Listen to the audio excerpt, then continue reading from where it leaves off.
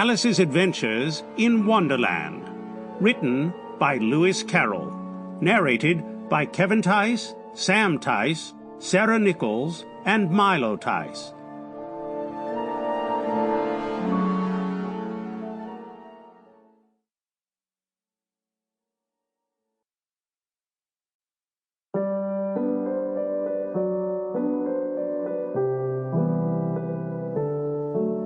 Chapter 1.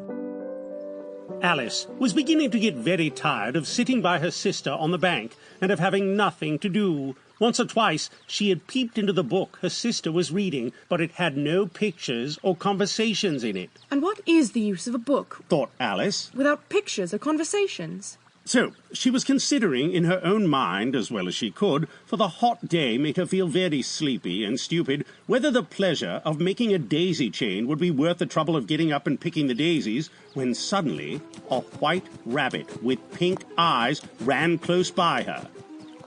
There was nothing so very remarkable in that, nor did Alice think it so very much out of the way to hear the rabbit say to itself, oh dear, I shall be too late."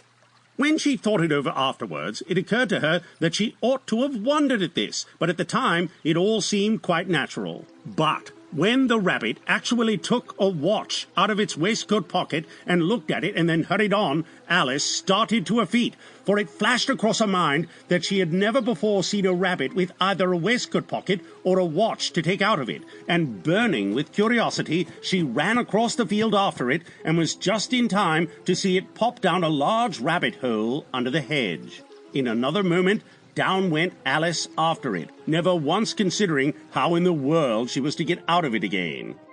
The rabbit hole went straight on like a tunnel for some way, and then dipped suddenly down, so suddenly that Alice had not a moment to think about stopping herself before she found herself falling down what seemed to be a very deep well. Either the well was very deep, or she fell very slowly, for she had plenty of time as she went down to look about her, and to wonder what was going to happen next. First, she tried to look down and make out what she was coming to, but it was too dark to see anything. Then she looked at the sides of the well and noticed that they were filled with cupboards and bookshelves. Here and there she saw maps and pictures hung upon pegs. She took down a jar from one of the shelves as she passed. It was labeled orange marmalade, but to her disappointment it was empty. She did not like to drop the jar for fear of killing somebody underneath, so managed to put it into one of the cupboards as she fell past it. Well, thought Alice to herself, after such a fall as this, I shall think nothing of tumbling downstairs. How brave they'll all think me at home. Why, I wouldn't say anything about it even if I fell off the top of the house. Which was very likely true. Down, down, down. Would the fall never come to an end? I wonder how many miles I've fallen by this time, she said aloud. I must be getting somewhere near the center of the earth. Let me see. That would be 4,000 miles down, I think. For you see, Alice had learnt several things of this sort in her lessons in the schoolroom, and though this was not a very good opportunity for showing off her knowledge, as there was no one to listen to her, still it was good practice to say it over. Yes, that's about the right distance. But then I wonder what latitude and longitude I've got to. Alice had no idea what latitude was, or longitude either, but thought they were nice, grand words to say. Presently she began again. I wonder if I shall fall right through the earth. How funny it'll seem to me to come out along the people who walk with their heads downwards. The antipathies, I think. She was rather glad there was no one listening this time, as it didn't sound at all the right word. But I shall have to ask them what the name of the country is. You know, please, Mum, is this New Zealand or Australia?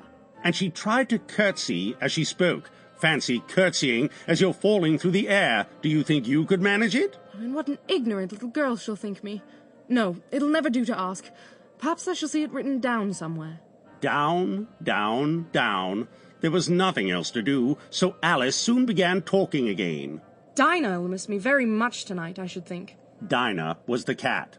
I hope they remember her saucer of milk at tea time. Dinah, my dear, I wish you were down here with me. There are no mice in the air, I'm afraid, but you might catch a bat, and that's very like a mouse, you know. But do cats eat bats, I wonder? And here Alice began to get rather sleepy, and went on saying to herself in a dreamy sort of way, do cats eat bats? Sample complete. Ready to continue?